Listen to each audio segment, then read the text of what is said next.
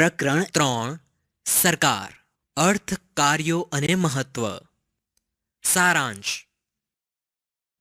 આપણા રોજિંદા જીવનમાં આપણે સરકાર શબ્દ ઘણી વખત સાંભળીએ છીએ, જેમ કે રેડિયો, ટીવી કે સમાચાર દ્વારા સાંભળીએ છીએ. તો સ્વાભાવિક છે કે મનમાં પ્રશ્ન થાય કે આ સરકાર શું છે, ઉપરાંત તેમના કાર્યો મહત્વ શું છે. તો ચાલો તે વિશે જાણીએ. સૈદ્ધાંતિક સમજ. સરકાર કાયદો બનાવનારી અને તેને અમલમાં મુકાવનારી સંસ્થા છે. વિવિધ દેશમાં તેના બંધારણ અનુસાર કાયદા બનાવવા, અમલમાં મૂકવા તેમજ સુધારા કરવાનું કાર્ય સરકાર દ્વારા કરવામાં આવે છે.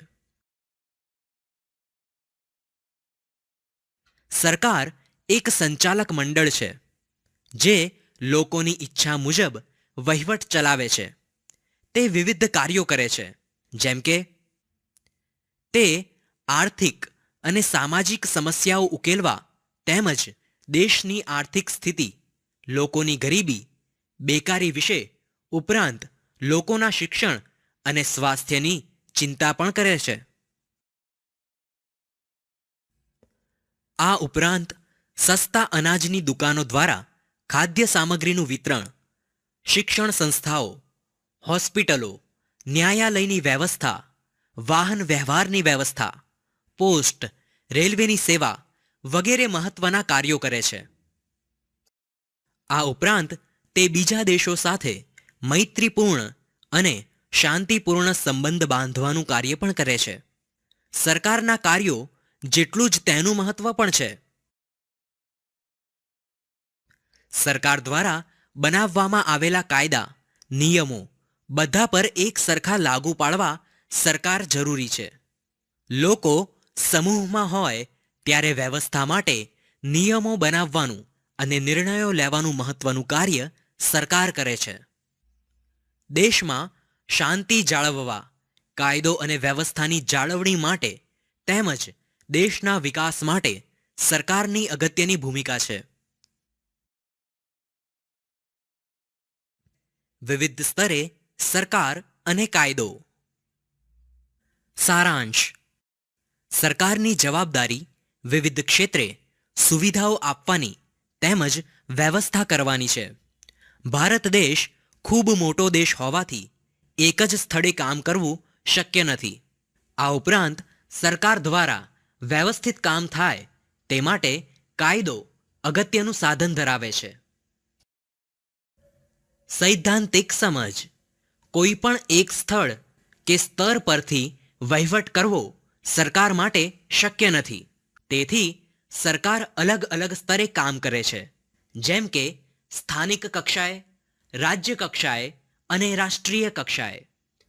સ્થાનિક સ્તર કે કક્ષાનો સંબંધ ગામ, શહેર સાથે, રાજ્ય સ્તરનો સંબંધ પૂરા રાજ્ય સાથે અને રાષ્ટ્રીય સ્તરની સરકારનો સંબંધ આખા દેશ સાથેનો હોય છે.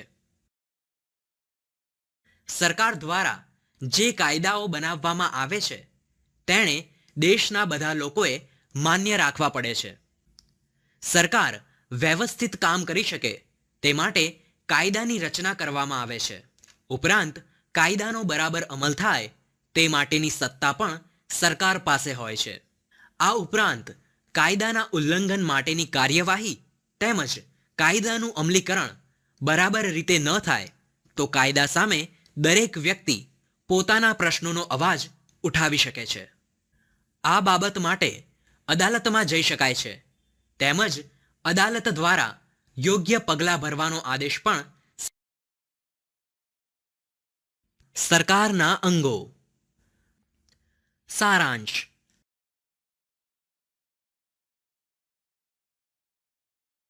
આપણે જાણ્યું તેમ રાજ્ય પોતાના કાર્યો જે તંત્ર દ્વારા કરે છે તે તંત્રને સરકાર કહેવામાં આવે છે.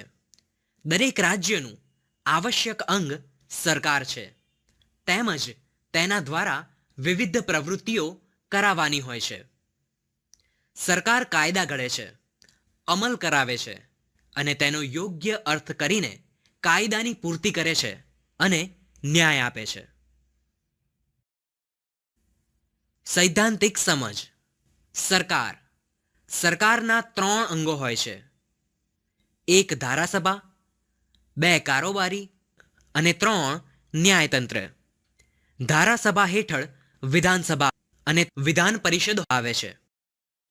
કારોબારી હેઠળ મુખ્યમંત્રી અને મંત્રીમંડળ આવે અને ન્યાયતંત્ર હેઠળ વડી અદાલત અને વડી અદાલતની હેઠળ જિલ્લા અને તાલુકાની અદાલતો. આપેલ 3 અંગોને પોતાનું કાર્ય છે, જે અલગ અલગ ભાગમાં વિભાજિત થાય છે.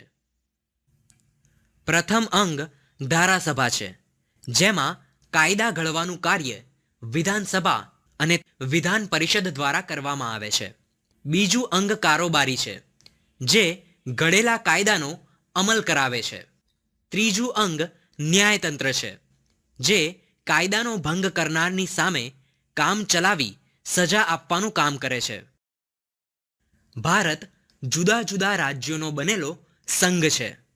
દેશનો વહીવટ સરળતાથી થાય તે માટે બંધારણે ભારતને સંઘ રાજ્ય બનાવ્યું છે. ભારતમાં સમવાયી એટલે કે રાષ્ટ્ર અને રાજ્ય એમ 2 કક્ષાની સરકાર છે. રાષ્ટ્ર કક્ષાની સરકારને કેન્દ્ર સરકાર કે સંઘ સરકાર કહે છે, જે સમગ્ર ભારતનો વહીવટ કરે છે.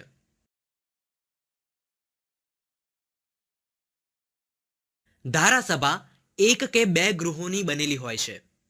નીચલું ગૃહ વિધાનસભા અને ઉપલું ગૃહ વિધાન પરિષદ તરીકે ઓળખાય છે, જે દેશના કાયદા ઘડવાનું મહત્વનું કાર્ય કરે છે. રાજ્ય કક્ષાએ વહીવટ કરતી સરકારને રાજ્ય સરકાર કહે છે. ભારતમાં દરેક રાજ્યમાં ધારાસભા હોય છે. રાજ્યપાલનો સમાવેશ પણ રાજ્ય સરકારમાં કરવામાં આવે છે. ગુજરાતની ધારાસભા માત્ર નીચલું ગૃહ ધરાવે છે. આમ મોટાભાગના રાજ્યોમાં વિધાન પરિષદ હોતી નથી. કારોબારીમાં મુખ્યમંત્રી અને તેના મંત્રીમંડળનો સમાવેશ થાય છે, જે ઘડેલા કાયદાઓનું અમલ કરાવવાનું મહત્વનું કાર્ય કરે છે. ન્યાયતંત્ર દ્વારા દેશમાં કાયદાનું પાલન કરાવવાનું અને દેખરેખ રાખવાનું કાર્ય કરવામાં આવે છે. હવે વિદ્યાર્થી મિત્રો, આ પ્રકરણ અહીં પૂર્ણ થાય છે.